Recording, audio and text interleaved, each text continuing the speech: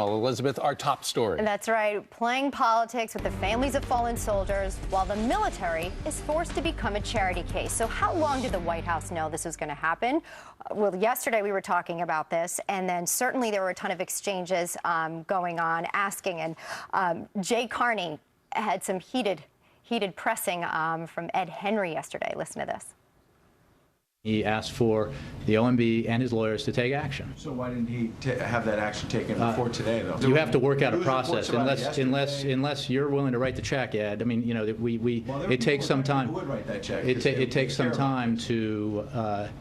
And are you suggesting we don't, Ed? I'm saying there are people who care about it who want to get it done quickly. And it's getting done. The president saying he's doing it today. Why won't you tell us what day he learned? Was it yesterday, the day before? Ed, what I can tell you is when the president.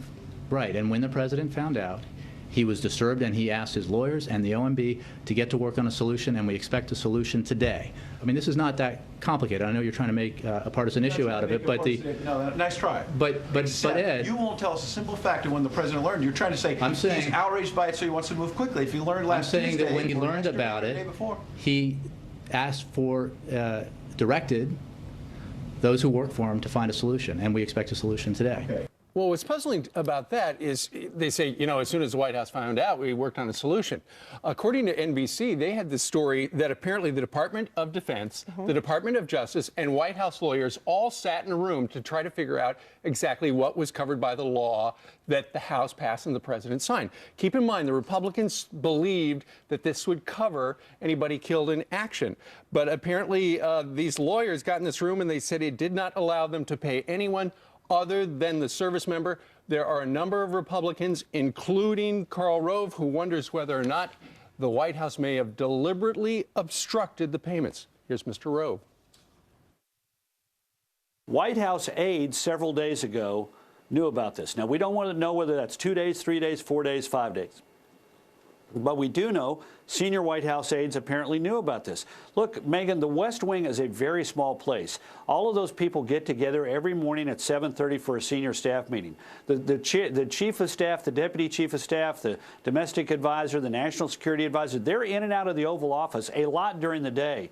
Why didn't one of them say, Mr. President, my instinct is this is a real problem. You need to know about it. Apparently that didn't happen. The president was ill-served by his people, and the country was ill-served by the people that he put in office, both at the Defense Department and at the OMB. It should have been a non-story. If the president finds out about it, shouldn't worry about politics or anything else. That should be, hey, stop it right here. We can't have a day where these soldiers' families and the caskets, they need to be taken care of the minute they land at Dover. These families need to be transported immediately. You're not talking about a lot of money, and thankfully, you're not talking about a lot of guys. This isn't like the heyday in the middle of the Iraq War at the same time fighting the Afghanistan War. On top of that, a special thanks to Joe Manchin. As soon as he found out, he showed some leadership. He called Ken Fisher, who was here yesterday, and said, hey, can you help out at Fisher House to kind of fill the gap? And that's a guy that was a governor, understands what it's like to deal in a crisis, and took action. Yeah, and Charlie Rangel is now trying to take credit for that. And remember yesterday we heard about Representative Duncan Hunter from California, and I think he brought something to boil that everyone kind of had on their mind. We're seeing the president,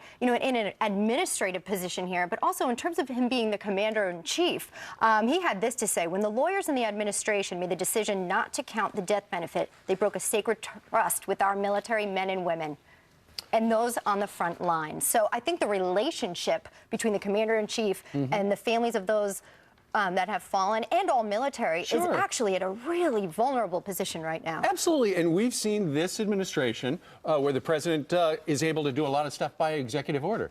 The instant he found out, why didn't he just sit down and say, okay, this executive order, let's fix this? Instead, yesterday, the House passed another bill to try to fix this, and it is sitting on Harry Reid's desk. Nonetheless, extraordinarily, the Pentagon, which gets $700 billion a year budget-wise, they are taking a handout right now from the Fisher House.